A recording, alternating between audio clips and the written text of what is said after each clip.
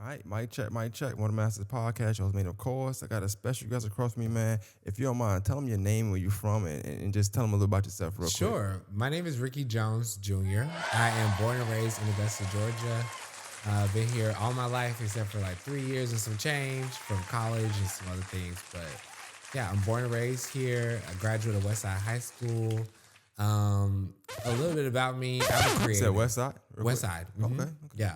We're going to respect it. We're going to respect it here. Yeah, for sure. Respect I was a Westside. Davidson kid, but I dropped out halfway through ninth grade. I was too stressed. I respect that. I respect that too. I said, one thing I'm not going to do is my GPA is not going to suffer based off of me being here in this place. It's like, I need to get into college. So I left and went to Westside. Yeah, I'm a creative. So anything that I can sink my teeth into to be creative, but I also like to merge the business side of creativity as well to be able to make money and sustain myself while still being creative at the same time. That's dope. Yeah. That's dope. So I know, like, what I do here, well, I want to talk about a little bit of things you do first before I get into the backstory. But you also do photography. You also design. Mm-hmm. So you got a designing degree, if I'm not mistaken, from Georgia Southern. Correct. Okay. Correct. Real quick, while we here, let's do Georgia Southern. Like, is Southern not state? Southern state? Like, is that very much Southern not state? It's funny. Like, I had applied and got into Georgia State my senior year. We went up. Me and my mom, and my sister took the tour. And somehow along the way, my mom was like, "Yeah, no, this is not gonna work." Like, I think she realized, like, I'm dropping my baby, the oldest child of my children, off into the middle of Atlanta in 2013. No, that's not happening. So yeah, it was very much like, okay, well, you're gonna stay home for a little while. And I did that, and then after that, I was like, okay, I really want to do fashion design as a major and a degree program. So what's going to be the best option for me? We had toured SCAD, and my mama was like, you better wake up from this dream real quick. Like, this tuition, you better wake up from this dream. So Georgia Southern, I won't say it was like the next best option, but it was the best option for me as far as being somewhere that was close to home, had the program that I wanted, and was still a college. So I was able to get the full college experience. Okay, that's dope. Yeah. Then also photography. You into photography, so I know you do photography for the news as well. That's Correct. a big deal. Correct. I'll get into that later. How you got into doing that? I want to make sure we get that story right. But when did you first start and get into photography? So about 13, 14 years old, my grandma was a photographer. So I'm one of 6 grandkids, the second of 6 grandkids on my mama's side. And so we took a lot of pictures. And my whole family looks alike. So this face is pretty much duplicated amongst my whole family. So that comes for a lot of photogenic people. Yeah. And so we took a lot of pictures growing up. And so maybe about 8th, 9th grade, I said, like, this is something that I want to do. And I was in a yearbook, and I was taking pictures with this little digital camera that my mom had. And when I turned 16, my first job was at the Masters. It's funny how it's called more than the Masters. But my first job was at the Masters tournament. And so I worked that week to save up enough money or to make enough money to buy my first camera. I bought a Nikon D3000 or something like that. And 2 weeks after buying my camera, somebody was like, "Can you take my graduation photos?" I said, wow. "Yes, I can." And that was 15 years ago. That's what's up. That's dope, man. That's dope. Yeah. Clap it up for you, for real. Grinding it out, man. Grinding it out. So I know here, like, what I like to do is, I like to give people stories. So what I like to do is go back to the beginning. So Let's start from, what year you was born? 1995. Let's start from 96. Okay. Okay. Because 95, you don't remember it. 95, 96. So, like, tell me a little about your upbringing. Like, Sure. Are you the oldest? Are you the Yeah. youngest?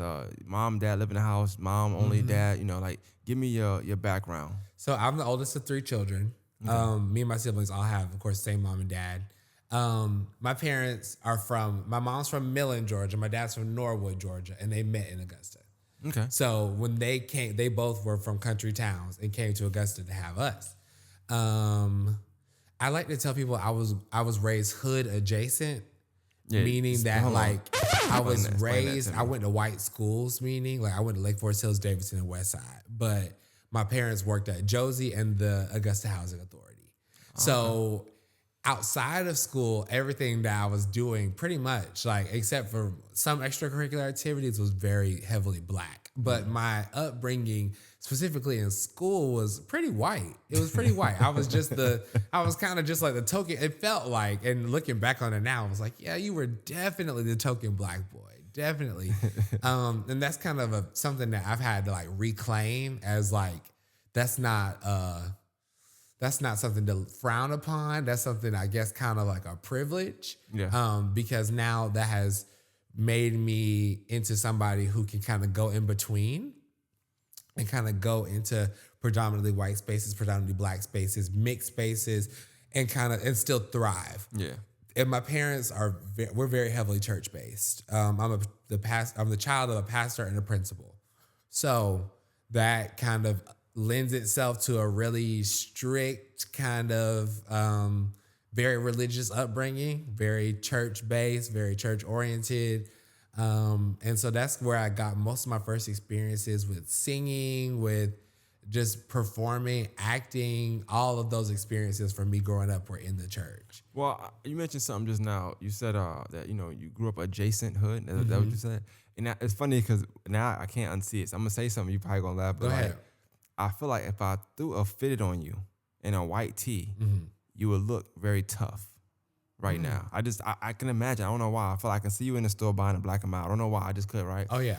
And then also, like, but right now, you got the sweater. Oh, yeah, overall, for sure. Like, it's For giving sure. polo. I'm going to play golf later. For you know what I'm sure. saying? So I see it. I can see it. Like, everything you're saying is true so far. I definitely can see that. That's funny, though. Yeah, like very much hood adjacent. Like to the point where my dad worked in Underwood Homes. Like Underwood Homes is now Walton Oaks community.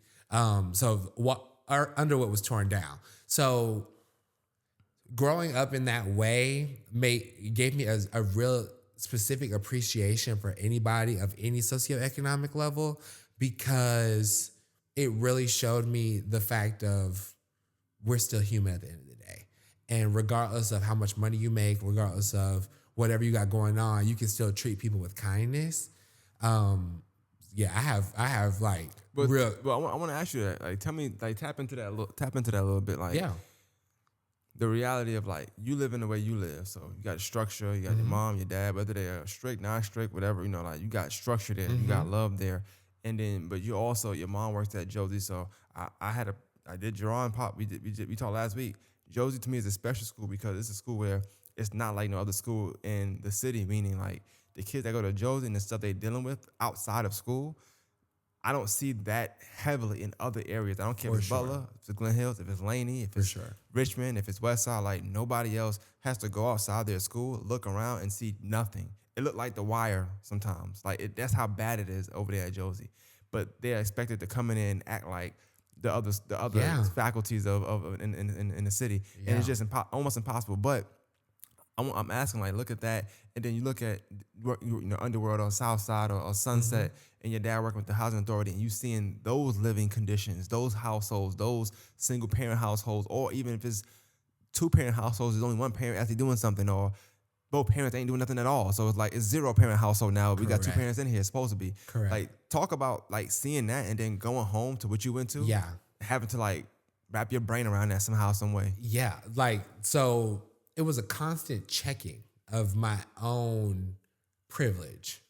Like, I've had to check my own privilege from a very young age. Because it didn't just extend to my dad's work. It was also like his livelihood as far as even church was concerned. Like, we would have to get up early to go pick up the kids from Underwood for church and bring them to church with us on a van. Like, so it lended itself to a very specific realm of like service, and it really put service into the front of my mindset of how I want to live my life. And it didn't really force me into it, because I don't feel like I was forced to do anything, but it definitely made service to the community a big priority for me, because I had to consistently check my privilege. So regardless of what I was dealing with in my own personal life, it was like, okay, well, you've never had to go without lights. You've never had to be without a home. You've never had to be without a home-cooked meal. You've never had to be without clothes, like, and I'm talking about like clothes, like from the mall. You know what I mean? Yeah. Like all of those things really had me like checking myself consistently to be like, okay, how am I showing up to these people, or how am I showing up in this moment of not being the apple of the eye, not being like, even like down to like Christmas time, we would have like different giveaways, and my dad would be involved in different giveaways and stuff like that, in the community with like toy drives and stuff like that. And we would be the children there that wouldn't get anything because we weren't there to receive anything. We were there because our daddy was working. Right. It's like we were there because our daddy was orchestrating the event. But we have to smile and just be like, well, this is not my time to receive an item. But y'all still kids, so like as a kid, you still kind of want to. I know it sounds bad, but you still want to give. You know what I mean? It was like well, where my toy at? Like, but then you think about it, it's like, well, you're gonna wake up on Christmas morning in a week and a half, and you're gonna have plenty of stuff under that tree that these other kids won't have. So again, it really kind of put service at the forefront of my mind, because it was like, wow, like my dad is still a human being that is still serving these people. Like, and granted, my parents don't come from wealth. So it was like watching them go from country backgrounds to being here to then being in that mind frame of, you know, working with people and working with people in different socioeconomic levels to be able to help them. It was really something that was like, okay, you can do this too. Out of curiosity, man, you mentioned your dad a few times now, and now I'm wondering, like, was there ever a point, if you talk to him, if you know, if he said anything about it, or you think it, where maybe he had you guys around, his kids, you around, you know, while he working, so you can see that, like maybe appreciate it. Oh, because all the you time. mentioned like just checking your privilege. Yeah. But most people don't do that until they're grown. It's like you're already snobbish, you're already like arrogant with it. Right. So you learn it through a life event, a situation. Maybe somebody beat you up, a fight, or you tease somebody, whatever. It's like a life event.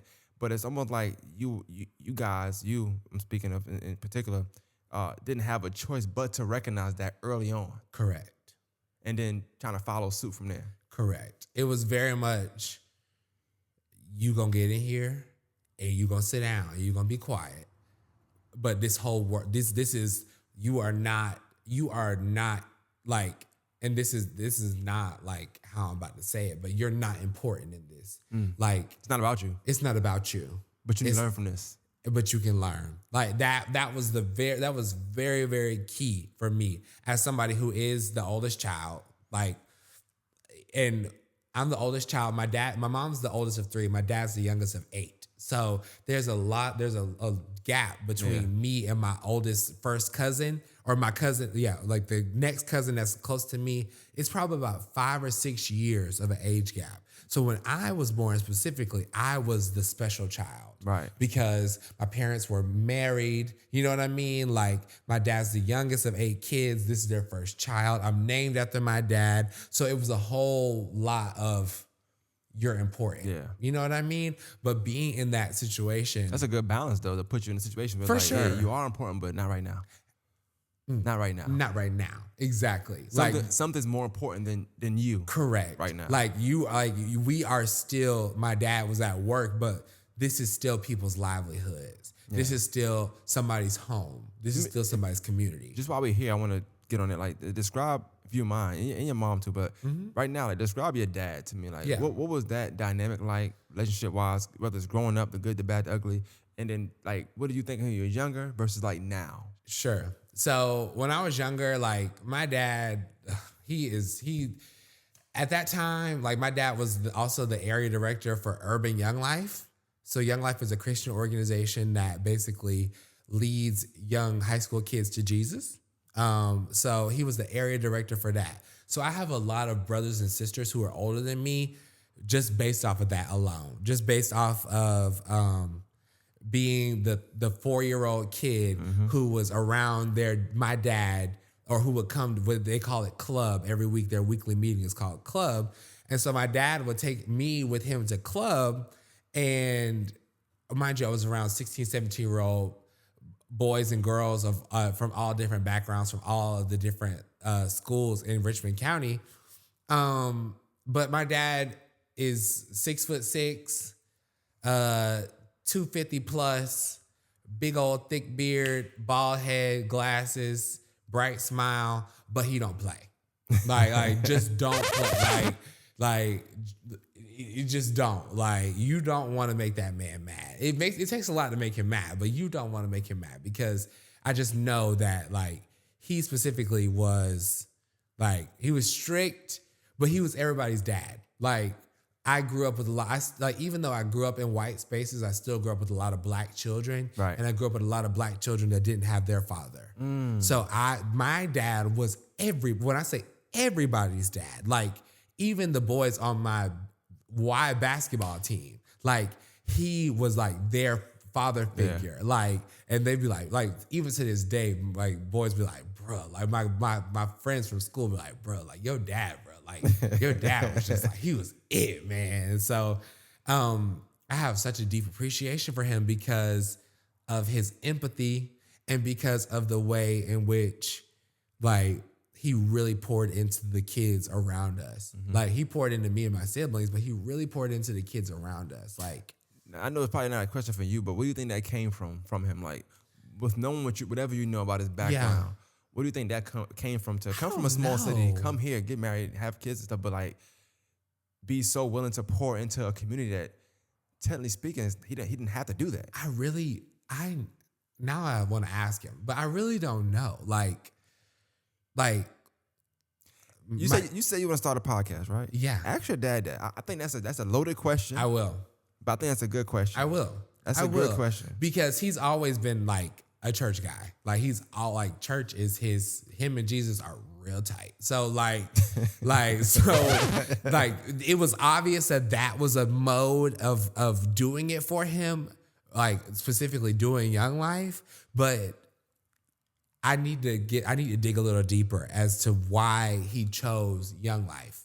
It's curious to me. I'm curious because one, you say he's the youngest. Mm-hmm. That's not a youngest trait. It's not. The youngest, I hate to say it, they normally selfish because they get everything. You know, they're the youngest, they're the baby, and he's not given that. He almost, I feel like he was the oldest. I don't know. I would be curious of his background as well. So, but I will say. He was the youngest in his biological siblings, but because he was the youngest and the age difference, he has nieces and nephews that are like 2 or 3 years younger than him. Okay, so he's the oldest in that kind of regard of being the oldest, like cousin, if that makes sense. In that regard, that makes sense. Okay, so now I want to ask about your mom. Sure. Like, how is she? She's hard to describe. She's hard to describe because she's let me say this. Let me just use words. Effervescent. She's very effervescent. I'm not gonna lie to you. I don't know what that means. It means lively, full of life. Look it up while you talking. Energetic. Some synonyms. All of the above. Like, what's just that word again? Radiant. Say the word. Effervescent. Okay. She radiates energy that is nurturing and caring. Where'd you find this word at? Like, because that's not a. So it's a real word, but I'm just. It's a real word, but there's a band called Evanescence. But I think effervescent was like in my vocabulary book. I was not the best student, but vocabulary was one thing I didn't play with. Okay, because my parents was gonna put me in front of somebody to speak. So hold on now. So you don't play vocabulary. Can you spell that? Can you spell that? Effervescent. EVER. No, it's wrong. VE something, something like that. It's all good. It's all good. I just like that, but it does mean, you're right. It means forms, bubbles, or is lively and enthusiastic. That's very much my mom. Like, she's that Betty Crocker that like, here's some baked goods that I just happen to make you randomly on this day. She is let's go on a field trip. She was the one to take us to the libraries. Like she just, it's hard to like contain everything that she is into one little, like in one sentence, because she is so much to me, but she's so much to other people too. Like she really is like radiant in the way that like other people glean that like joy and that happiness from her onto themselves. Hey, shout out to your parents. First of all, I want to say this, man. Like, I'm clapping up for them because when they watch this back, I feel like it's only 20 minutes in.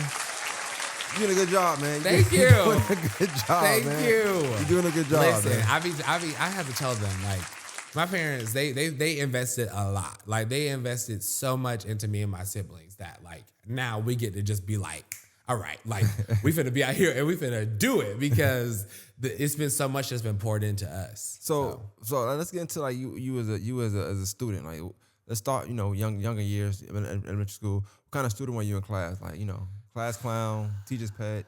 Okay, teacher's pet. Carlton, a Will Smith. dramatic teacher's pet. Like, me and the teacher were so cool until we weren't. Until I had a day where I was like, I'm gonna have a breakdown today, and I need to go to the office, and I need to call my mom. Like I was that kid. Like I need what I need right now. But no, I was always curious. Even if I didn't understand what we were talking about in the classroom, or even if I didn't think that I was gonna get an A on the test, I was still curious, and I was still very much like, okay, this is gonna mean something to me. Like, I wouldn't necessarily describe myself as having an old soul, but I would say that I've been around so many older people that they will always be like, you gonna need that later. You gonna need that. That it was like, one day I woke up and I was like, maybe I should actually take this a little bit seriously. Yeah, I was somebody, when my senior year was actually the year that Obama got inaugurated for the second time. Okay.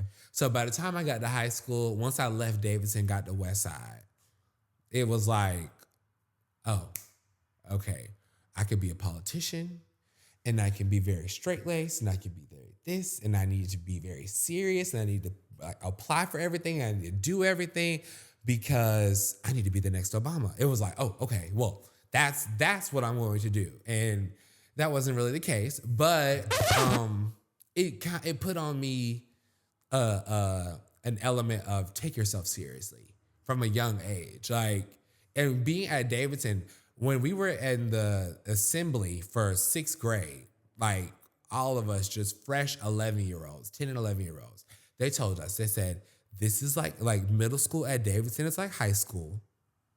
High school is like college. And when you finally get to college, it's like you're getting a graduate degree. And I didn't quite understand what that meant, but I promise you, they said it just like that. And I was just like, huh? And when I finally got there, I said, I see. I had to leave. I know that Davidson and all those fancy schools are supposed to be like scholarly and stuff. Mm-hmm. I just feel like it's like a way better way to explain that to kids without y'all being curious. Like, they could have explained it like, and it takes about 2 minutes. It's just simple as, hey, like the stuff that other middle schools are doing, y'all beyond that.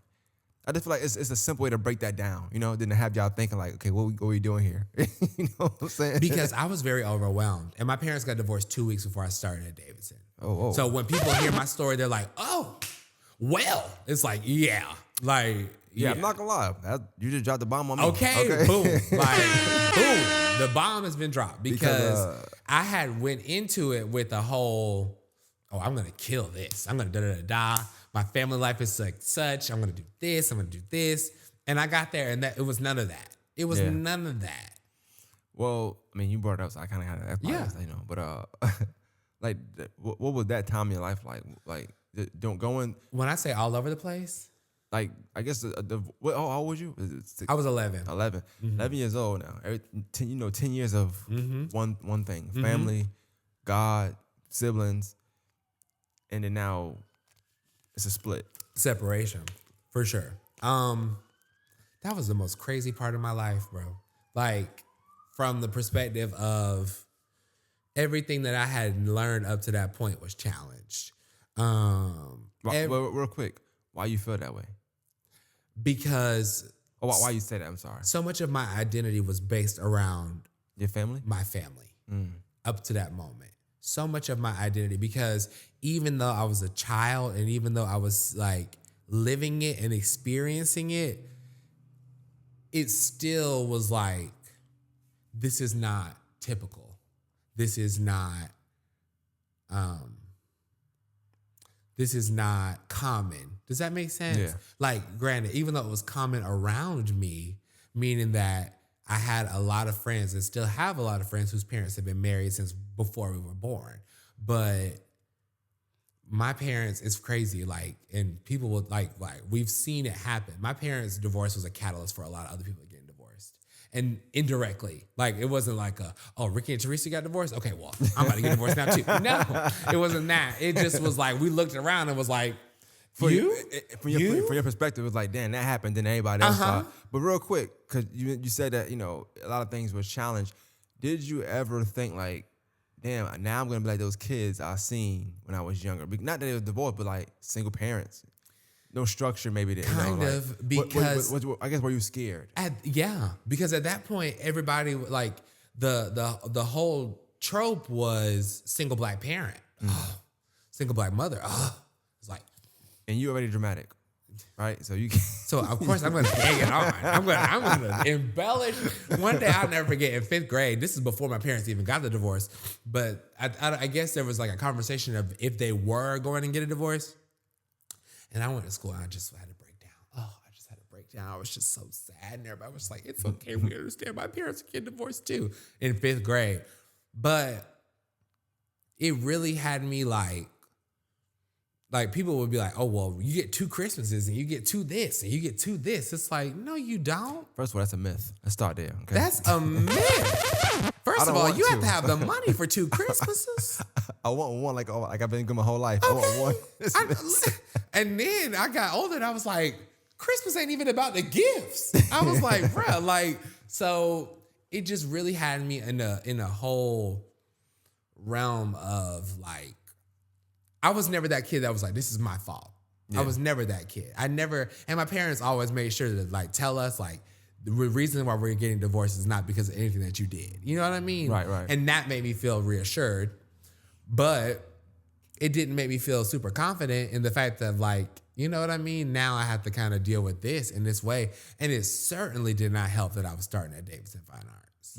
It certainly did not help. Quick question. I wonder, like, did you ever, and maybe it's probably the wrong question. You probably not like this one. I don't know. But, like, did you ever blame them for you not finishing Davidson? Like, do you feel like that weighed on you so much that you couldn't finish or you just didn't like it at all?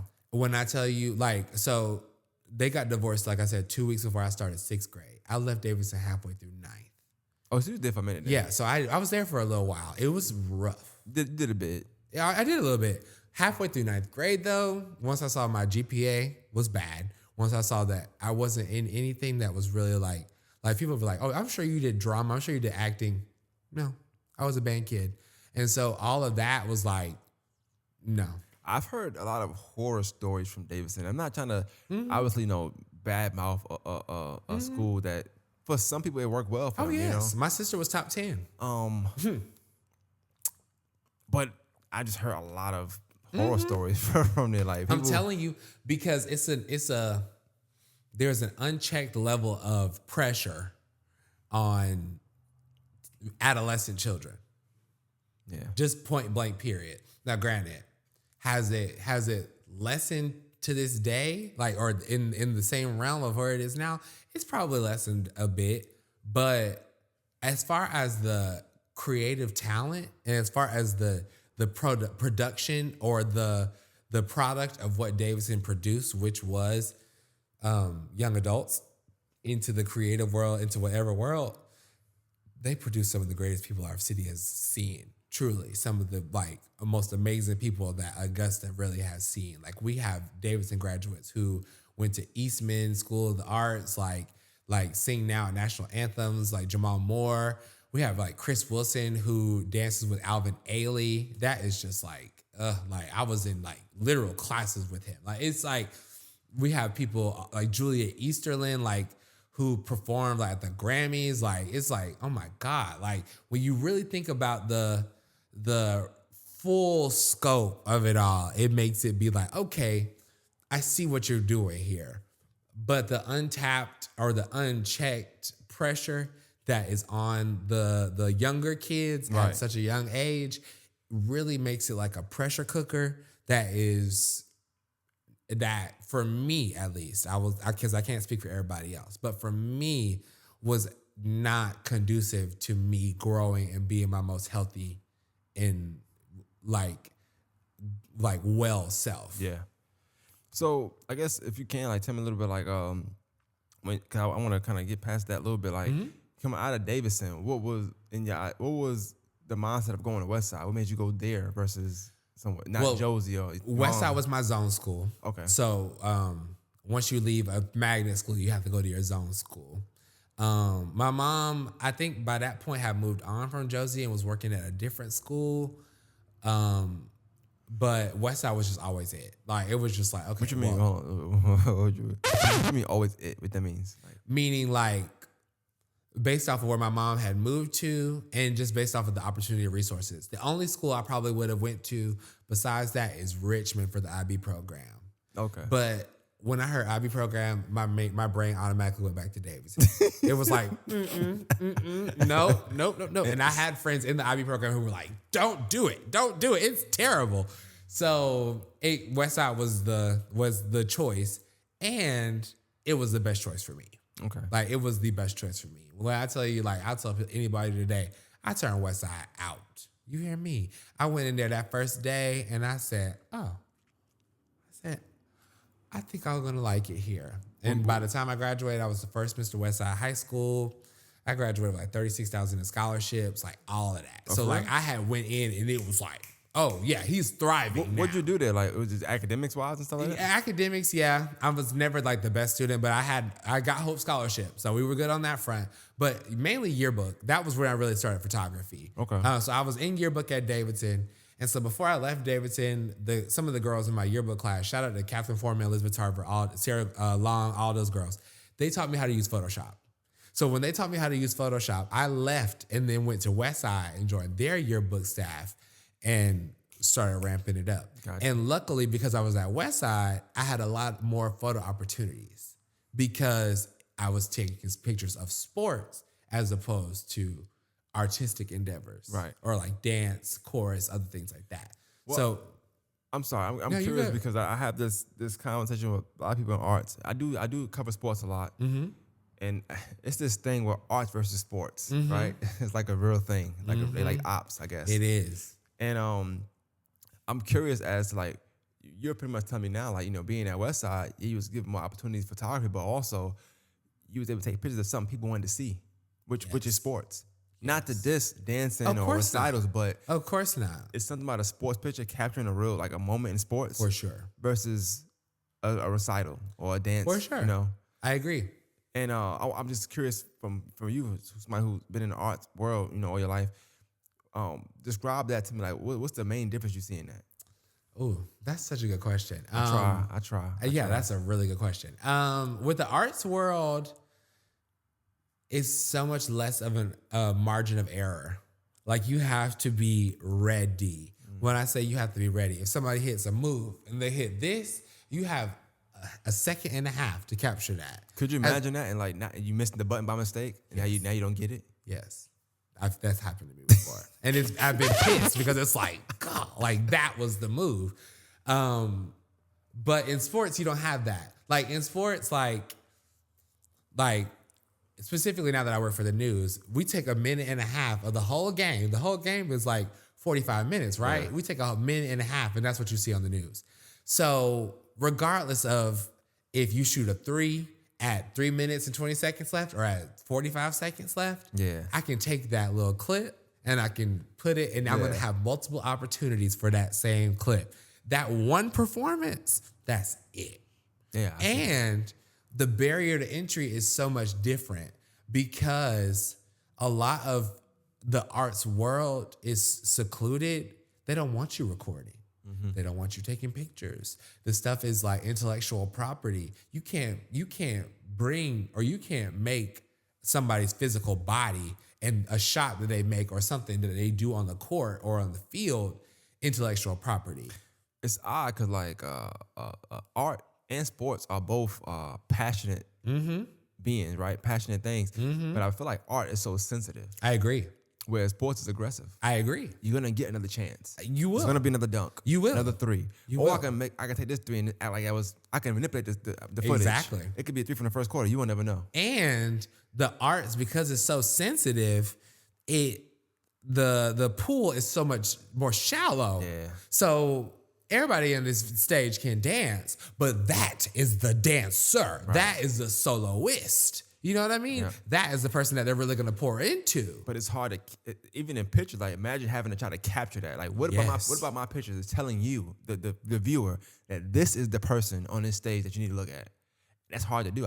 Even me thinking now, like I can't imagine like trying to take pictures, and from my pictures, you be able to tell out of Destiny's Child, this is Beyonce. Correct. Like what's going to tell me that? Correct. You know? Correct. So, as opposed to sports, the personification of the person is the bread and butter of it all, and you've already invested in the personification of that person as a talent to where now that's who you're invested in. Exactly. Yeah. And so I was curious of that, but so at Westside, tell me some of the difference, like when you from going to, besides the yearbook thing, of course, but we're going to a Davidson, then going to Westside. Like, what change did you see? And as far as like go back to when you were younger, like as far as your privilege and checking your privilege, did you feel privileged at Westside? Did you feel, you know, like did you have to check that a lot? Oh, did they check it for you? Westside was where I learned, like, I physically learned about privilege because at Davidson, everybody's brilliant. Yeah. You have to audition to get into Davidson, so everybody's brilliant. So everybody's already coming here, and the playing field is not level. Nowhere is a level playing field, but you're starting up here as opposed to starting down here. At Westside, it's everybody because it's a public high school that is a feeder school from Langford, Tut, and wherever else anybody else comes to, school choice, whatever. So that was really my first realm of privilege in a cognizant mind because I was a 14-year-old and I finally got to this class and said, like now I start to see why they say like it's 3 black people in this class. Yeah. You know what I mean? And it's when I say it's 3 black people in this class, but it's 75 black people on this hallway. It's like, oh, okay. Like you're taking AP courses and you will be taking those AP courses and you will be one of 3. Oh, like it's just that physical who is here and who is not. That was the first like realm of privilege for me dealing with Westside. What about like the culture? Like was it a culture shock or was it culturally different than like what you had been used to for the past 3 years? Because Davidson is, we have an assembly where we learn how to clap. Yeah, learn how to clap? Learn how to clap, like for theater performances. Not too loud, not too ghetto. Okay. Westside, all out the window. We had pep rallies, okay? It was like, oh, we lit. Like, my first pep rally was at Westside. Like, granted, we had assemblies at Davidson, but it wasn't nothing like a pep rally. Like, it wasn't nothing like a, you know what I mean? And again, the culture shift was the priority because the athletes were the gods. Yeah. At Davidson, the soloists were the gods. And back then at Westside, like, football was good and basketball was good, if I'm mistaken. Football was trash. Oh, it was trash? Okay, my bad. No, I love my boys down. Like, all my football players, please don't do me. But basketball, Westside's always been a basketball school. And I went to Westside during the time of Frank Booker. We graduated together. Frank Booker, I remember him. Yeah, so that's actually, it's funny. He's actually my first cousin. My mom married his uncle. That's my stepdad, so that's like my first cousin through marriage. But so that was our time. Was like, we were basketball heavy. Heavy. So like, it made you want to invest more into the sports. It made you want to invest more into the social atmosphere because the athletics were good. Yeah. So, all right. Well, moving on from like the high school stuff, like what I want to talk about more so like college. Like I know you said you got a designer degree. Mm-hmm. So like what led you from photography from Davidson, Westside? Mm-hmm. Where in this was it like I want to be a designer or a fashion designer? So the summer before my senior year, I had an internship at a congressman's office, Congressman John Barrow. And when I would leave, mind you, it was an unpaid internship, but when I would leave his office, I would go to Goodwill. And I would just be picking up stuff from Goodwill. Like, and this is before Goodwill. Goodwill's a little expensive now, but this is when Goodwill was like $2.99 for everything. So I would just go and I would just pick things up. And one day somebody said, I have a pair of denim shorts and I want you to put fabric on this one side and I want you to do like, or I want you to paint this other side to basically like make a custom pair of shorts. And that was something I had never done before, but it was something that I knew I could do. And so that was kind of the catalyst for that. My grandmother is a photographer, but also a seamstress. So she taught me how to sew. She actually taught me and all my cousins and siblings how to sew. So I was the one that it stuck with.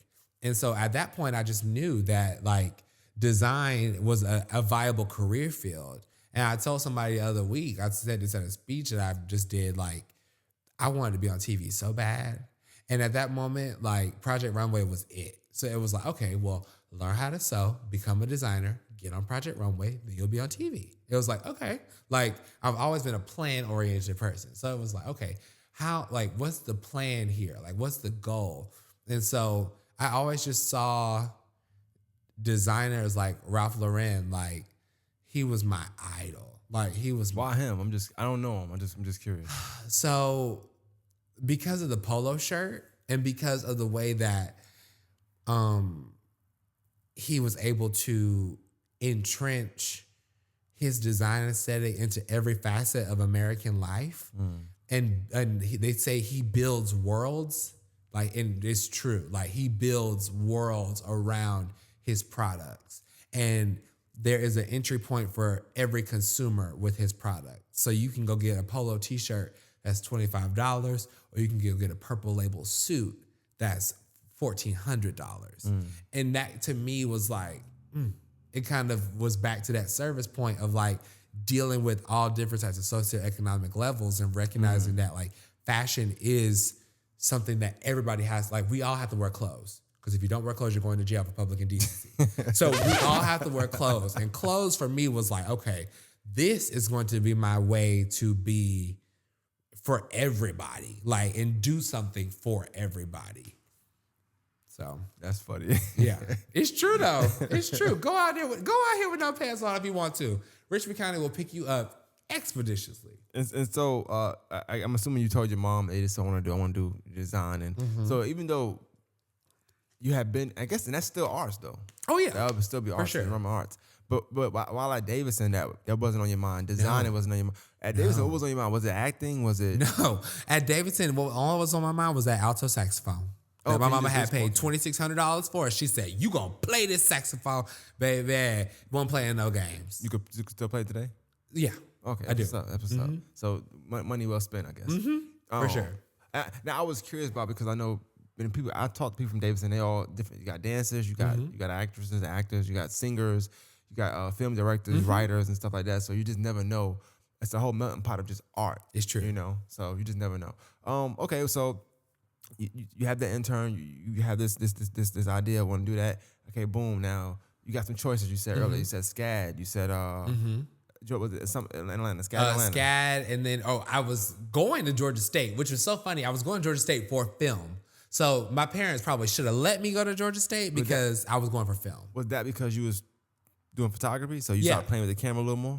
Okay. So I was like, at that point, I had been doing pictures. Like I started pictures really, I got my first real camera in 10th grade. So by the time I got to high school, or about the senior year, I was like 2 years in, like rocking and rolling.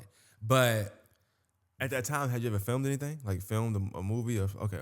I'm just curious. No, was just taking pictures, just like taking photos of people who asked me to take pictures for the yearbook and all the other stuff. I was just that guy. Yeah. Okay. And so you decide, or your mom kind of coerces you. Mom and dad. Mom and dad, still a team. Yep. Georgia Southern, that's where we going. No, AU is where you were going. So basically, they had this thing at the AU at the time called the Hope Plus Scholarship, which was basically where Hope Scholarship at that time paid 83% of your tuition, and Hope Plus was going to pay for the other percent. So you wouldn't have to come out of pocket at all. So I technically got a full ride. Got you. So my parents were like, you got this scholarship. Like, the people who run the scholarship are our friends, and you're going to apply for the scholarship, and you will get the scholarship. I applied, I got it. But yeah, so I ended up staying at AU for 2 years. But then after those 2 years, I personally was like, oh, so you didn't go to Georgia Southern straight out the back? No. Okay, so No. you stay home. If I went to Georgia Southern straight out, I probably wouldn't have a degree. You know how they like to party down there? Listen, it's ridiculous. So I'm glad I went at the time I went, because I had to get my degree. Yeah. I had to do what I had to do. So I'm glad I went when I went. And so your degree is in what? Is in Fashion, merchandising, and apparel design. Okay. And so like, I guess while trying to attain this degree, trying to get this degree, in your mind, what are you going to be doing when you get out of college? Because everybody got the idea, like, I'm going to do this when I get out of college. So what was your... I'm going to move to New York, and I'm going to get an internship at a design house or a magazine. Really, like, it's funny because, like, when people think about fashion, they just think about designer. But there's so many other fields in fashion, and there's so many other jobs in fashion. Can you name some? I'm Yeah, just curious. like, so you can be a stylist, you could be a costume designer, you can be a fashion, like, you can do museum curation for like different exhibits. You can do fashion show production, you can do public relations, all of those different things. So that's kind of where mine was going, was like, this is just a field that I know I can sink my teeth into, right? Regardless of if I'm going to be making the clothes or not. You can even be a fashion illustrator. You can even work for like sourcing companies who just source pieces of material, like this zipper. You can work for this zipper company that then works for the company Jose Bank who made this jacket. You feel me? It's all a pipeline. And so that to me was like, oh, that was what really attracted me, because I didn't know that at that time. All I knew was like, okay, making clothes. But then I got there and I was like, I could be a fashion photographer, or I could write for a magazine, or I could be an editor, or I could do da-da-da-da-da. It's like the possibilities were kind of endless for me as I was like navigating that space. Well, I'm just curious, real quick. You didn't said it now, right? So like, I need to know, like, you're a guy who does fashion. You just mentioned a name that I never heard of before, but I know it sounds expensive, so I'm gonna talk about it. You said Jose Bank. Yeah. All right, so give me your rundown. What you got on that? So I have on a Jose Bank jacket and a Jose Bank shirt. Funny how that actually kind of came together. These shorts that I have on are from H&M. And these shoes I have on, I think these are Sperry's. These are Sperry's. So yeah, I've always been preppy boy. I've always been like preppy, put together, clean cut. I think it's the church boy in me that just won't let it go. It's like, no, you got to present yourself. You got to look serious. I heard the shameless plug on the sweater, so I was like, okay, cool. The sweater, it's a nice sweater though. Thank you. Nice color green, by the way. I haven't seen that color green in a long time, so that's what's up, man. Yeah, it's dope. It looks knitted very well. For sure. I feel like you're warm. I was gonna tell it get cold in here sometimes. I was gonna tell you, hey, it get cold. It feels wonderful in here right now. See, because you got this. I got it. So shout out you said Jose what? Corporal? Jose Bank. Oh, I think there's a Jose Bank store still in Surrey Center, but that's not where I get, because I'm a thrifter. So my goal is to look as expensive as possible for the minimum budget. Like I want to look like $2,000 and I spent $20. Okay, I like that. I like so, that. yeah, most of my clothes, when you see me out in public, you'd be like, he look fly. Goodwill. Salvation Army. Catholic Social Services. So yeah. So you said you had an idea of I'm doing this, I'm doing that, right? Yeah. So let's talk about some of the barriers that may have gotten in your way of why you're not in New York right now. Shall we? Okay, so life happens, right? Real life now. So you be done dreaming. So let's talk about like some of the things that maybe was in your way, or whether it was college, whether it was just after college, like what was it that was in your way of you not kind of attaining that dream or that goal yet, at least? This is going to be some reflection. Okay, so, and this is something I can say now as about to be 30 years old. I have had a lot of growing up to do because I was always somebody that was like, because I'm the oldest, people have always just kind of had a certain level of like, this is who you're going to be and this is what you're going to do and this da-da-da-da. And I basically just had to be like, nah. But it took me a long time to discover that, because anytime somebody would be like, oh, you're so good at such and such, you should do da-da-da-da. It was like my brain would shift and be like, okay. When like, and this is from like personal childhood experiences, but I feel like a lot of my autonomy was taken from me as a child, and a lot of my voice was taken from me as a child. Even though I talk a lot of my voice was still taken from me. And so it has become a full process of reclaiming who I am and reclaiming what I'm about, because the biggest hurdle for me was really just like listening to my own voice and just understanding that like I am worthy of putting myself out there in whatever context or capacity in which I feel as such. You know what I mean? Like we would have like discussions amongst my family, and I have family members who would be like, "We don't think you should do da da da da da," and it's like, I'm sorry, like looking back on it now, like, but at that time I was just kind of like, okay, like trying to like please everybody and trying to like do everything that everybody else wanted me to do. When in all actuality, I should have just been like, no, I'm going to do what I want to do. And so that has been the biggest barrier for me, is really just like knowing that I am worthy and knowing that my voice is worthy of being amplified and being vocalized. You know what I mean? So you said something, and I don't know if I'm taking it the right way or not, but I'm just analyzing as you speak. And I think about the positive you talked about of your childhood and your upbringing, right? And it's positive, of course. For sure. But it's always two sides of a coin. Oh, so yeah. I don't want to say negative. I'm just going to say it for lack of better words. And the negative side of that is like you get groomed by you having two great parents, very vocal, very whether it be I ain't saying strict, but let's say strict for better words, right? So those are the voices you hear, and then like you follow suit so much in your life because like, why not? These are good people to follow. But at some point you do have to let a hand go and start walking on your own. And then I'm seeing now like, well, that's kind of where you kind of struggle with, I guess. It's like, well, Yes. am I right? Am I not right? Yes. Am I being like disrespectful for not sure. taking that advice? My parents did so much for me, but like, and I can tell them this to their face, they did not do the best job of allowing me to rely on my own cognition of I'm going to make the right decision. My parents, like you ever heard the term helicopter parent? Where like the parent just kind of like hovers over. My parents were not that. My parents were Russian spies. Like my parents would do things without my knowledge and have me out here like, you did what? Like not the opposite. Like where the parent is like, you did what? Me being like, I'm doing what? I'm going where? I'm doing what? Huh? So yeah, it has taken. And granted, my mama still treats me like I'm 16 years old. Let's keep it a buck. Let's keep it a buck. But we love her for it. But I'm still like in a process of really still understanding and learning my own voice. And I really think that's why like my career has taken the shift that it has, because I finally had to be like, okay, no. Because everybody's like, you are such a great teacher and we just love the things that you do with the children and they just love you so much. And it's like, okay, yes, but I'm depressed. I'm not in the gym. I'm eating like crap. No, it was like, okay, no, this is clearly not working for me.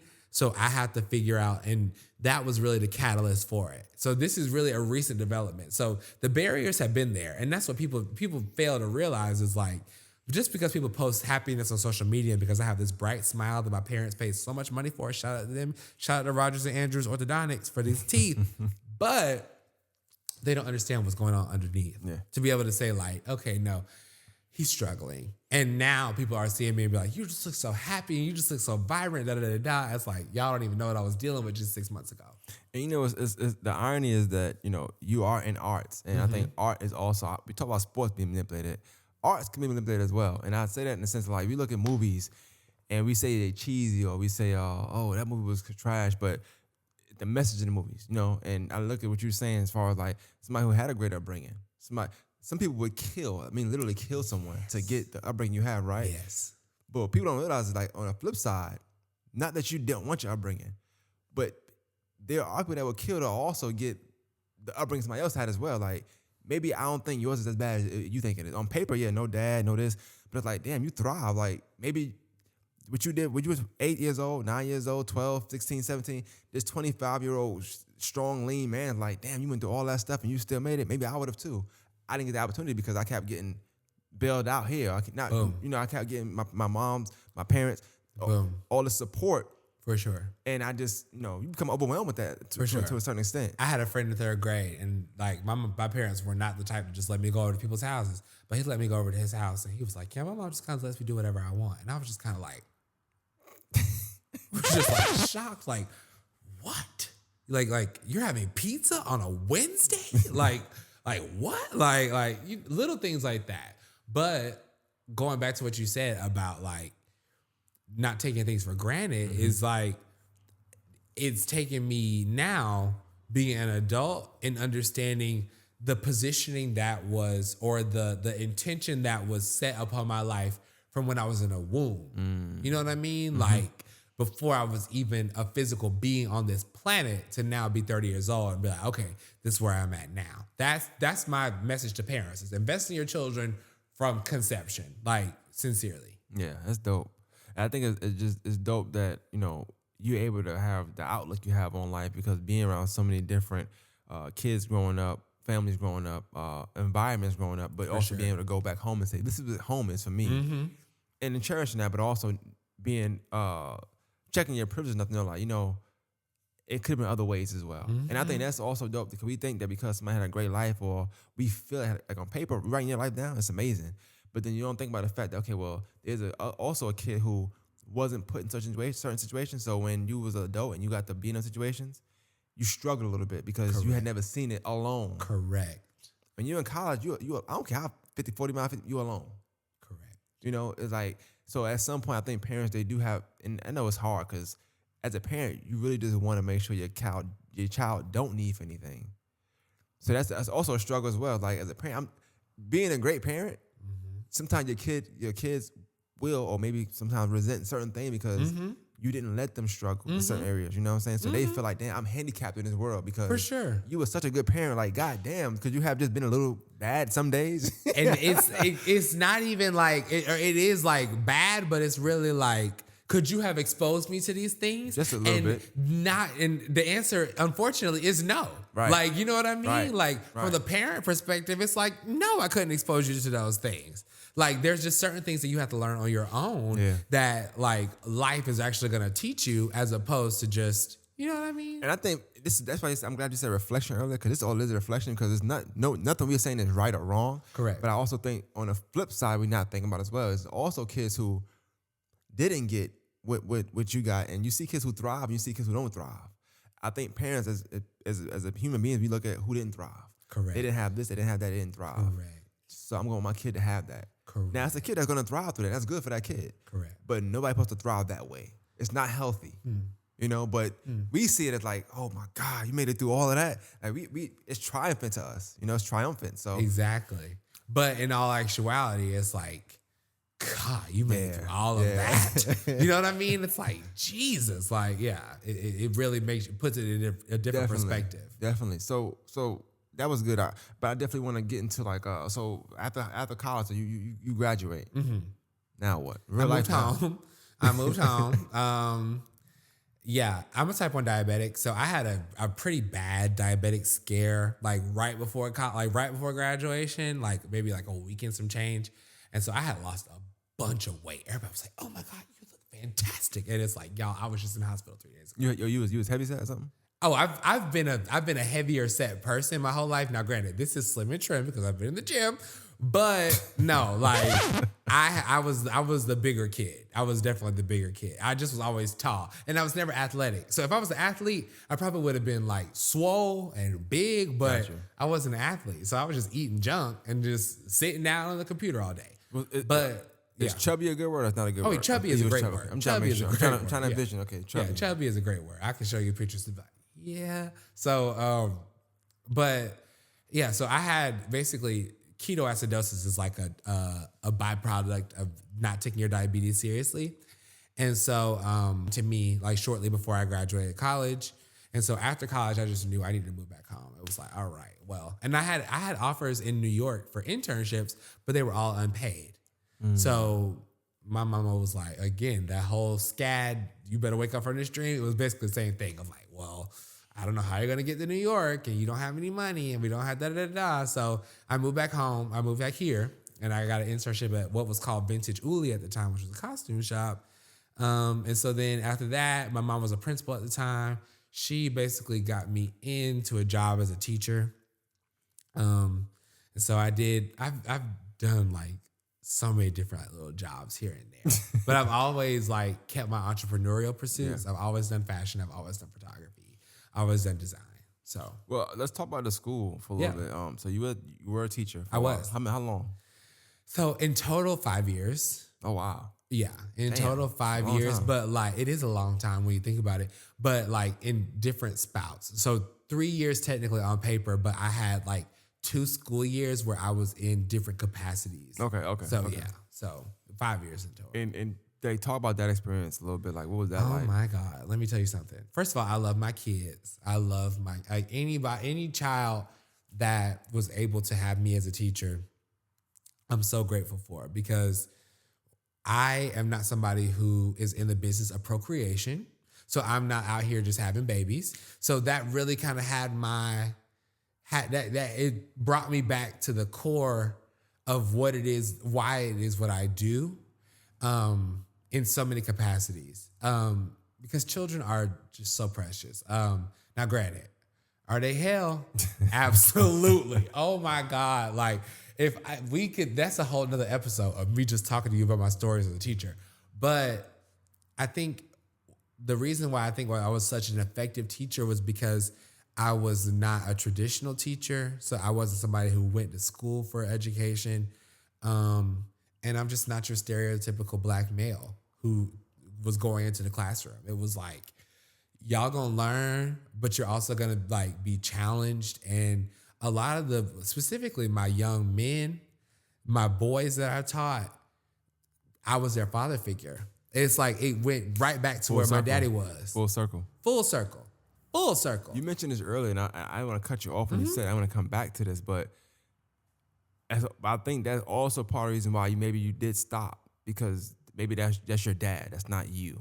Like, and I guess it's cool. We want to impress our parents. Oh yeah. Like, yo, dad, look what I'm doing. Listen. And you want to fill their shoes. Like, this is how he felt.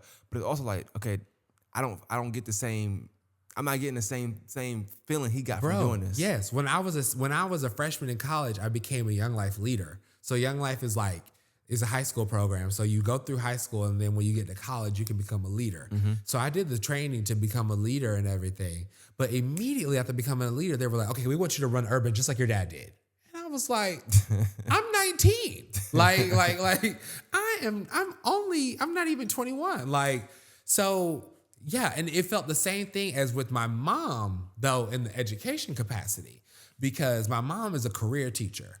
Like, she has only been like 29, almost 30 years for in the Georgia TRS, wow, teacher retirement system. So she is a career educator. And so, yeah, that was it was very much like me taking on her. I had a coworker who only called me Teresa Jones, because she worked under my mom and she knew who my mom was. So she was like, this is Teresa Jones, like looking at me, even though I'm Rickey Jones Jr., but still looking at me and seeing my mom and being like, no, you just have. Is that a thing too? Because you were a junior, did you feel like at any point in life, I'm a junior, let me try to do something my father did and see if I could kind of. Listen, the first chapter in my book, whenever it comes released, the 2 careers I did not want was a preacher and a teacher. That's the first line, because I didn't want it. I feel like this is going to age well, because I feel like you're saying that, and I agree with you. I believe you. Yeah. But I feel like in some capacity, it's just in you. It is. It is. Because you talk about mentioning your old podcast. It's preaching. It is. It's in our own way. It is. Like you said, not traditional. Non-traditional. So it's like, it's non-traditional preaching. I've had to eat those words already. Just 2 weeks ago, I was at Gospel Water Branch Baptist Church and was their scholarship Sunday speaker. And I got off stage and everybody was just like, oh, you just did so. Oh, you shaking my head like, brother, you just got it. And I'm just sitting here like, all right, Lord, I see. I see what you're doing. I see what you're doing. I'm about to start teaching professional development classes. It's like teaching. It's right back to it. It's like, all right, Lord, I see what you're doing. I see what you're doing. I'm gonna follow suit. That's dope. That's dope, man. And okay, so like, give me your final straw for teaching. I know we spoke about it a little off there, but like, Yeah. give me your final straw for like, what was it? Okay. I gotta. So over like this was what December 2023 going to January 2024. So teachers get 2 weeks off for Christmas break, right? And so I felt as though, mind you, I did 2 years. My first 2 years were at Tut Middle, and then I transferred to Bel Air. Completely different. Way different. Way different. It's funny. People were like, "Do you like Bel Air more than you like Tut?" And I'm not gonna say which one I like better because I don't want my kids to watch this and be like, "Mr. Jones, I'm offended." But the kids at one school, they had a little bit more of my heart. And so once I got to January, once I had my 2 weeks off for Christmas break, I was just feeling so good. I walked back in that school that first day from Christmas break. I said, "Yeah." I said, I simply don't think it's gonna be this. Like, and I was dealing with more personalities that were not aligned with what I was trying to do as a teacher. Like, I was dealing with more of the adverse effects of pouring into children, as opposed to at Tut, where the parents were like, please pour into this child, because I can't do nothing with him. It's like the most privileged child at Bel Air was like, Mr. Jones is a predator. What? It's like, you know what I mean? It's kind of like, okay, I see how this is going to go. And this is not going to be something that's conducive for me as a healthy person. And again, I was eating like crap, not going to the gym, not doing anything, just would get home and go straight to the bed. It's like, So really that kind of had me like, okay, it's time to find something else. Okay, that makes sense. It makes sense. And well, is the next thing you stumbled upon, was that the news? Correct. Okay, well, it's not bad. It's not a bad stumble. It's not. So I want to ask you about how you got into it. Before I ask, I want to ask about the news. Like, and let me know if I'm wrong, but like, no, you good. I always look at it as like the news, because traditionally of what the news has been, it's been a place where headlines and stories break, super professional. It's art in a sense of like it's your job as news reporters and news Correct. to really sell this story as this is sympathetic, this is laughing, like this is serious.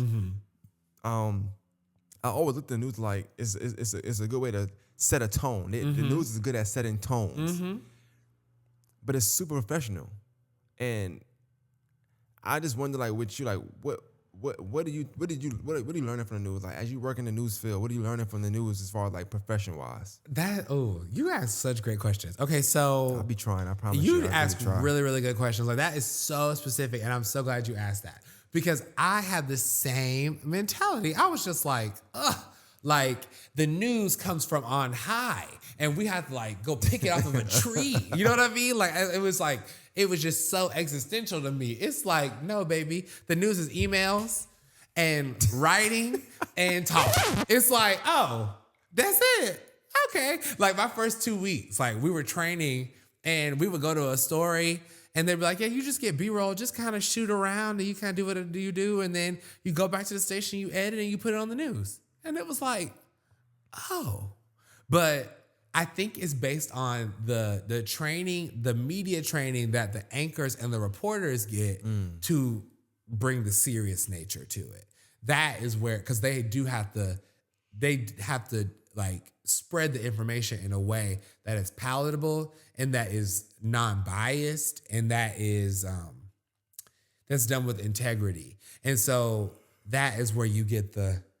Back to you, Brad. Back to you, Jenny. You know what I mean? That's where you get that. If I'm not mistaken, they also get like makeup and stuff done before they get on set. Yeah, it's almost like a movie set. Mm-hmm. So it depends on which news station you work for. I know my news station, they do their own makeup, but yes. Okay. It's true. Like, all of it. Like, coming to work in your suit, wearing your suit for the entire shift. Breaking news happens, like, you got to be ready. You got to be on it. Having your script ready so that you can go ahead and read it out. Having your AirPods in so you can hear them back at the station when you're on a live shot to be able to know when you're supposed to cue. It's a full production. Well, talk about that from a photography standpoint. I'm assuming I know you take pictures, but you do video sometimes as well. Since I do got videos the camera a little bit, but now I've done videos so much more because of being on the news. So shout out to them for exposed me more to that, because that has definitely like opened up a new realm or a new like venture in my business. Okay. Well, let's get back a little bit. So, how did you get, or how did you stumble upon being on the news? Like, So I have a good friend, Taylor Newton. She's the community director at the station. And I kind of was just at a point where I was just like, God, like I should just be a full-time photographer. Shoot, like I should just do this. And so one day I was just kind of scrolling and I saw a job posting for photographer one, which is like my job position, like basically a photographer for the news station. And I saw it was at WJBF. And I hit her up and I was like, hey, so I said, I see y'all have this like job posting on Indeed, like for a photographer. And she's country. She was like, oh my God, apply right now. I'm gonna talk to the people right now. So I applied, had the interview, and basically she told them like this, I hope they don't mind me saying this, but she told them, she was like, y'all would be dumb if y'all don't hire Rickey Jones. Like y'all would be stupid if y'all don't hire him. So yeah, I went in and was just the same person that you see right now, bright, airy, cheery personality. And they were kind of like, yeah. And then I got there and I was like 3 weeks in, I said, like, if I'm already going to the events, I said, I can write my own stories. Like I can like write, like I have my own blog. Like I can write. And they were like, you can? I said, yeah. So I wrote my first article for them. Child, they was like, come on, man. We need it. So yeah, it was really as simple as that. Like, that's why you don't burn bridges. Don't burn bridges, because you don't know who you're going to know or who you're going to see back again one of these days. Like me and her, we used to party in high school. She was a Davidson kid. After I had left Davidson, somebody was like, you need to meet Rickey. And she invited me to her house and we used to like turn up and have a good time at her house. But that was when I was 16 years old. yeah. You know what I mean? So that was 13 years down the road. And it's like, okay, you still got the connection point to be able to go in and get the job. I think that's dope, because I was talking to somebody one day and I was telling them yesterday, matter of fact, having a conversation about like college, and like I wouldn't have went, but I said one thing I like about college is the networking. Mm-hmm. So you meet people from all walks of life, mm-hmm. and y'all in this room that y'all would never be in, because outside of this, there's your demographic, your demographic. You won't meet certain people at certain times in life without school, without education. I'm like, correct. Well, people I met and got me this job, or I met this person, I got this side job, or correct. But the podcast, like, it's so many things you meet people and you never know, like, who knows who. Mm-hmm. Just like, for instance, I'm gonna just say now, I'll tell them the story. I meant to say before when we first started, I didn't start. So you messaged me, and I followed you back. You messaged me something like that, and I don't know, but I didn't know. I'm like, this guy look familiar. You following the same people? I said, I seen Chrissy. I said, let me ask Chrissy. I took a picture. Hey, who's this? Oh, that's Rickey. I'm like, okay, well, all right, who is this? I don't know. That does nothing for me. She's like, oh, don't be mean to him. Whoa, okay, well, I'll give him more words. That is funny. So remember, I said, I was like, okay, cool. Yeah. I responded real soft. Mm-hmm. Then I started sending a longer paragraph. I'm like, she's telling me, I'm just be extra nice. You know what I'm saying? This is Chris. You know what I'm saying? Exactly. That's the homie. So it's just one of them things where like you never know. It just that even that relationship me and her have is kind of helped. Like this has happened so quick. I just texted her. She said, happened quick. I said, hey man. Mm-hmm. She literally like the same person you're talking about. We would be at prime time together after school, elementary. Wow. And then like elementary school, then turned to high school. She's 2 years older than me, so yeah, we would be like vacation Bible school. You know what I mean? Like that's one thing I love about Augusta is like everybody knows everybody, and it's not not everybody knows everybody, but at least it's at least 1 to 2 degrees of separation between people. Mm-hmm. You know what I mean? Like you can still kind of get back. Like when I was watching your older episodes and seeing you have people who I know personally, like have known for years on this podcast, I was sitting here like, oh yeah, no, like we're gonna be great friends because it's like you already are tapped in with the same type of people that I'm tapped in with. Right. So. And I thought that was dope. But back to what you were saying, though, like, all right, so you get with the news station, and obviously this connection you have, it kind of catapults you there, but then you start doing your own thing there. What are some things you're learning as you're working the news, positive things, of course, that you're learning as far as photography? Like, how did that catapult your photography career, if at all? Man, okay, so really that was like my first like professional video experience, I've done a lot of different photography gigs. So like there's fewer things on the photography side, but the videography side, it just kind of surmounted my eye and making me realize like, oh, okay, I know what I'm doing. Like, I know what I'm doing at this point. Like, when my bosses are like, you did a great job on that. Oh, great job. It's like, thank you. But also it's like, okay, like understanding just being at events, and I've always been an event-driven person. So understanding how to capture an event and how to capture the essence of an event and the spirit of an event through a video, a short clip. Because like the news is not a documentary. Yeah. Okay. So you get a minute up to like so different terms. I'm about to teach you something.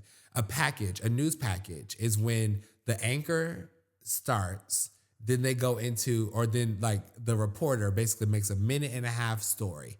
Like that's the parameters of a news story is like a minute and a half. A Westside, which is basically stands for like voiceover and then like a sound bite. That's like 25 seconds.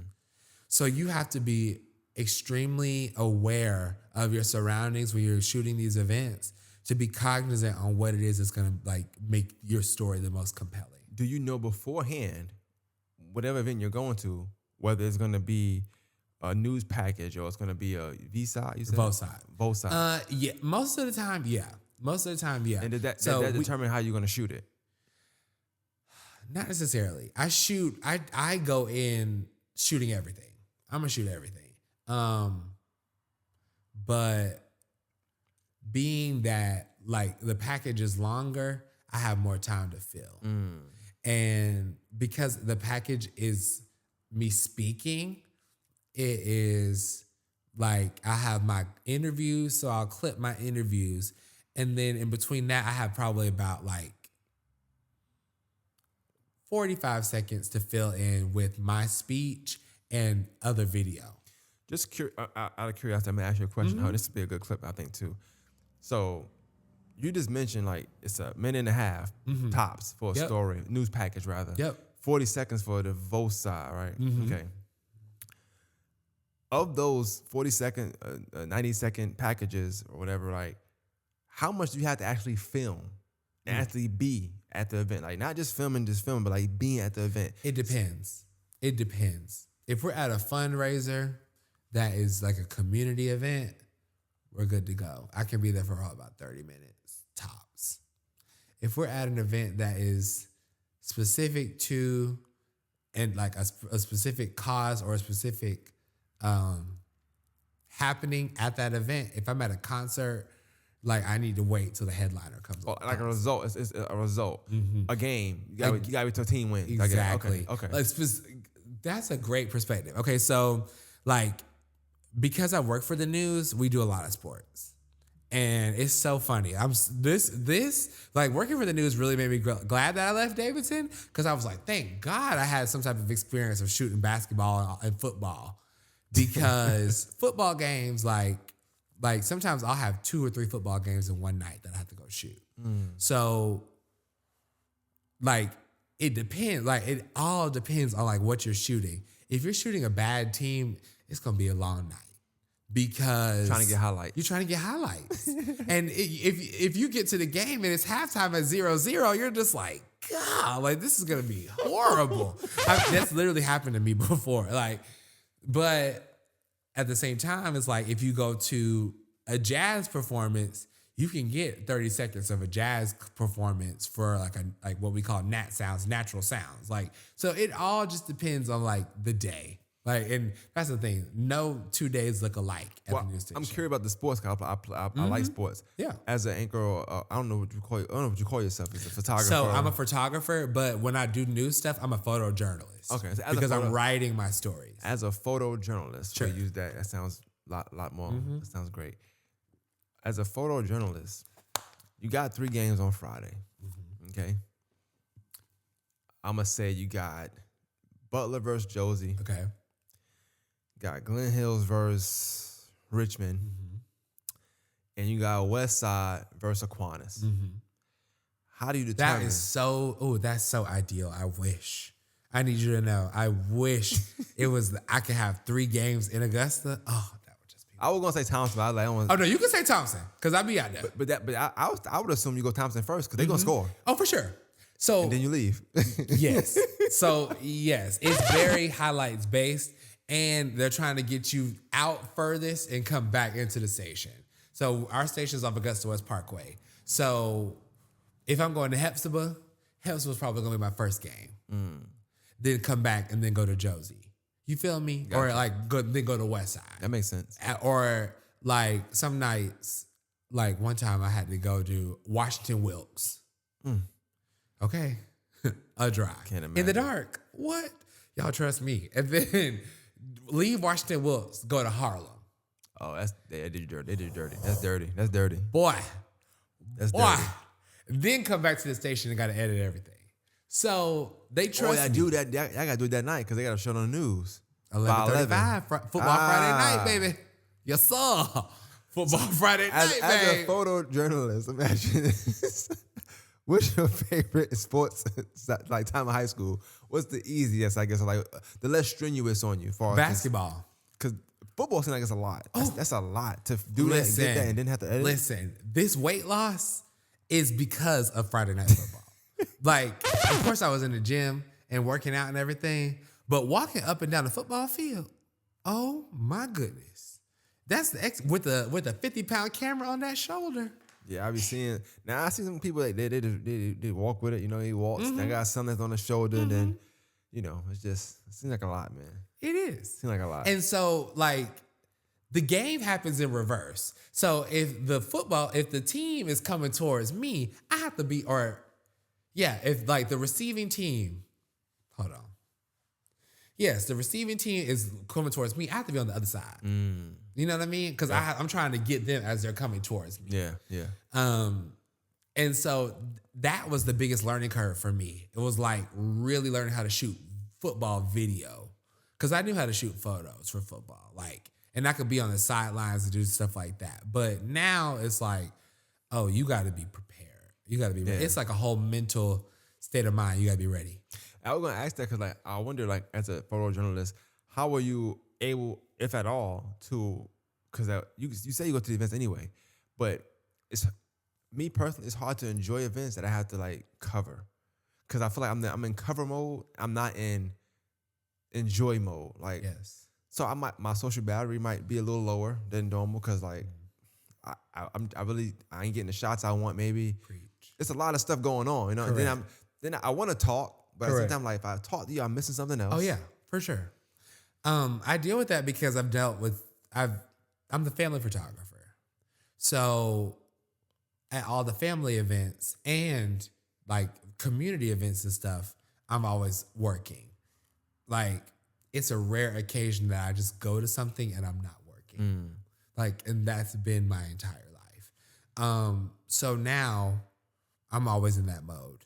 Even when I'm not working, I'm like, oh, what can I be doing to help? Yeah. You know what I mean? Like, what can I be doing to help? How can I be like helping this engine move along? I just think like whatever side of you on, whether it's for photography, you shooting, once somebody know you like for camera work, it's like they see nothing else.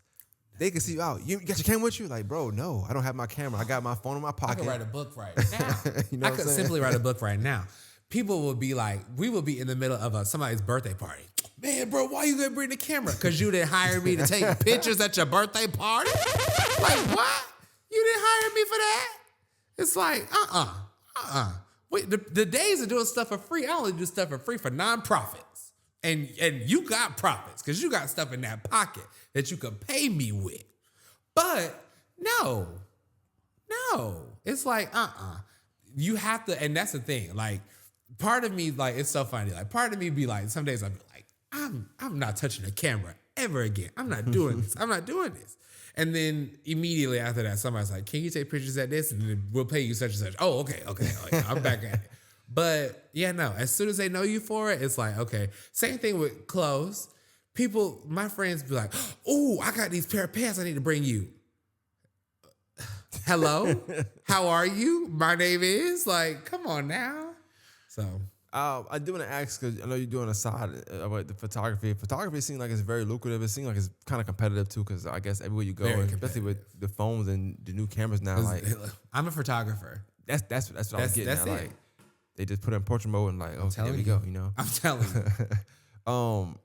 I tell people like it's hard to learn the camera. They make them. It's insane now. You can get a really good camera for like a really low price now, and you can really think you're doing something. But as lucrative as the photography business is, what keeps you working like outside of just independency? Like I'm not going to independently work for myself. I will, but not solely. I'm gonna do this on the side, like because I from what I heard, it seems like it's a real lucrative business.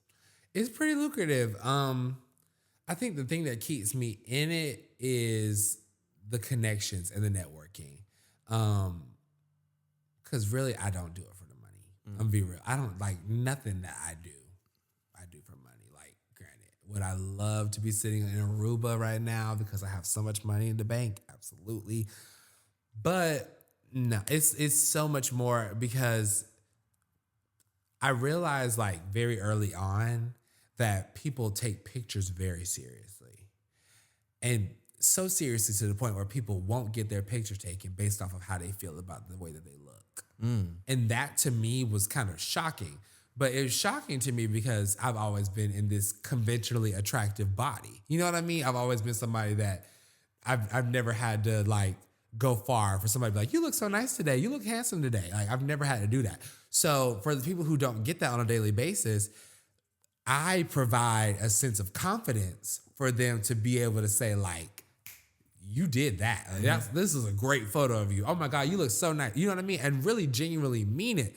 It's like the same thing with clothes. It's like when people are like, oh God, I could never wear that. I could never and it's like, put it on. You like tell them like straight up, just like put it on. Put the dress on. Put the shirt on. Put the pants on. Like just do it.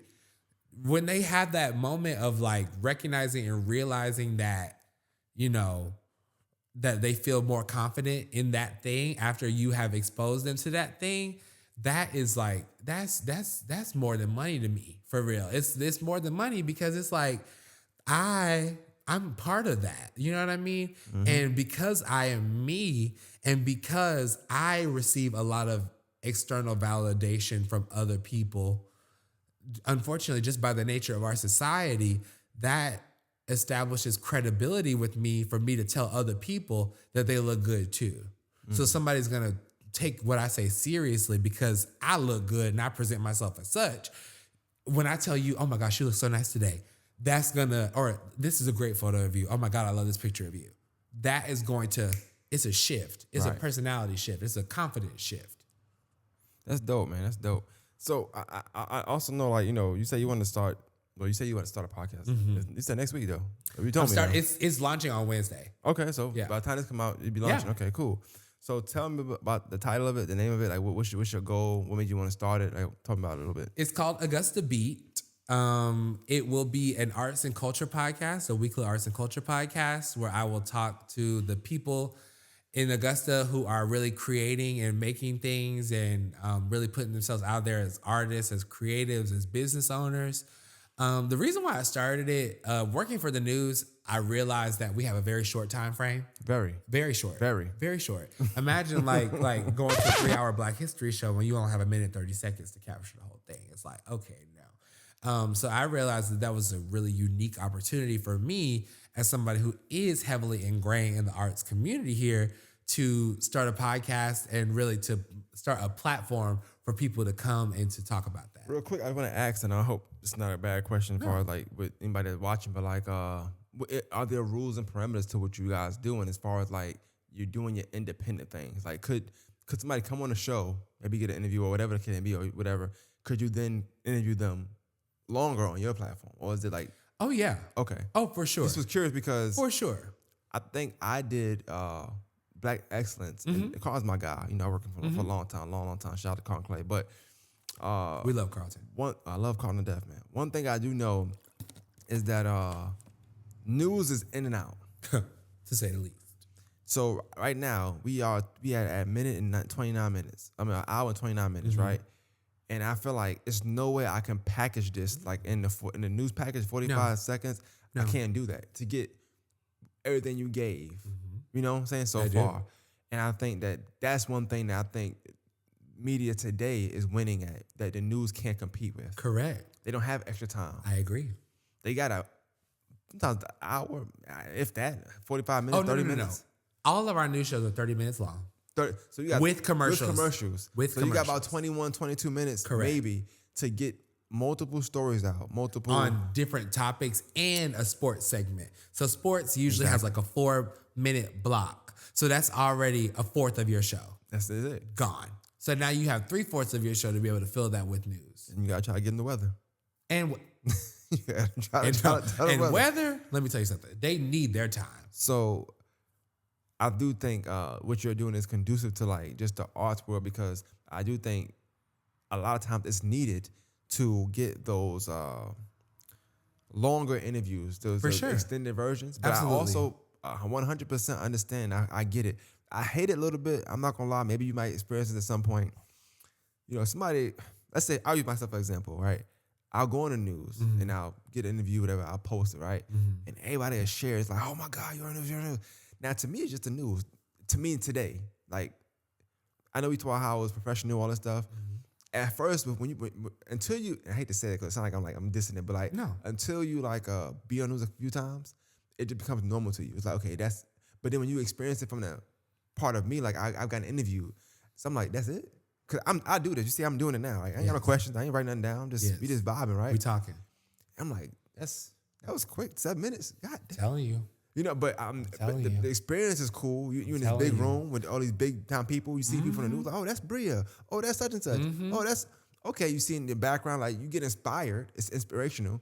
But then the action is like, okay, action, boom. Before you know it, we done. I'm like, that's it? You asked me 4 questions. That was it. Yeah, that's all. Okay. I had different answers, you know.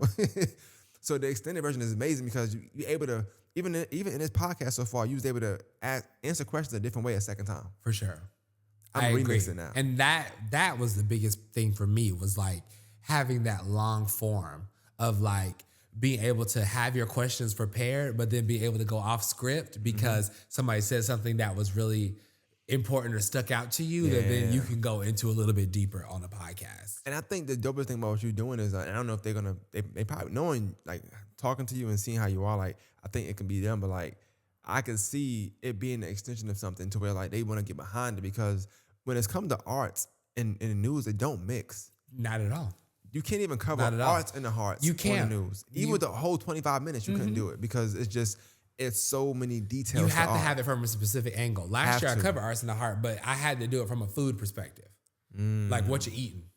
You know what I mean? Yeah. Because that was the easiest way to compile a 1.5-minute segment. Everybody's eating out there. So it was easy for me to get little interviews and little clips to put together for that. But to really encapsulate the whole arts in the heart into a minute, 30-second clip, is not going to happen. Yeah. It's just not. It's going to be a lot of lazy work, or you're still going to miss something. You're going to try to get that feeling, but it's hard to do 90 seconds. Right. Even with podcasts and clips, like I struggle with having an hour and some change of footage. I'm like, okay, what clips can I make? So I started writing stuff down. Okay, I need that. I want that. That's a GIF. That's not a clip. That's a GIF. That's a story. That's a reel. Yep. Okay, you know. Yep. Certain things I put out, I'll say it for 6 months down the line, bring it back again 6 months. Like I like to do stuff like that. I'll say about that as we go along. But like, and I watched some of the stuff on Instagram, and you're already kind of doing it anyway. So, but like, what ideas did you have as far as with the arts, and is it just solely arts? Is it arts and sports? Is it? So it's mainly arts because that's my comfort zone. But also, I'm very good at taking myself out of my comfort zone, and because I have been in so many different capacities, it's going to expand to other things. Okay. I want to talk about economic development. I want to talk about blight. I want to talk about, I really, really want to talk about like the emergence of communities, like being hood adjacent, I want to talk to people from the hood and be like, okay, so what do you need to be a profiting member of the society? I like that. You know what I mean? Like little things like that to where it's like, okay, no, this is a community-based podcast. I think the dopest thing about what you will be able to do once you like start and you get your foot in is you'll see so many interesting things in your field of work anyway. Correct. And that'll lead you to everything you want to get to. And then you at events and you got your own mind, you scrolling your Instagram and you seeing stuff you want to get anyway. But at the bare minimum, it's all right here. Hey, that was a good 5-minute interview. You want a longer one? You know, like who don't? Exactly. You know what I'm saying? Exactly. And because I'm interviewing them for the news, it already establishes the credibility of like, well, he's already on the news. I'm gonna tell you something that's very dope. I probably should say, but it's dope. Like you'll get the better version because you'll get what they should have said, and that's the best. They'll be the best one. Like they because in news there's so much lights. Like this is one. It's like 20 of these lights in the news. You know what I'm saying? It's so many that it's easy to get like flustered. In this big room. And then it's like once you it's one one take. And most people, like even the representatives for different companies who have to speak on camera, are not camera trained. Mm-hmm. So they're coming into the situation like, I really don't want to do this. So that's already like changing the dynamic of the interview because they don't want to do it. But look, right, you tell them you want to do it, right? Then they say, okay, look, listen, that's your camera, that's my camera, that's this camera, that's that camera, that's that camera.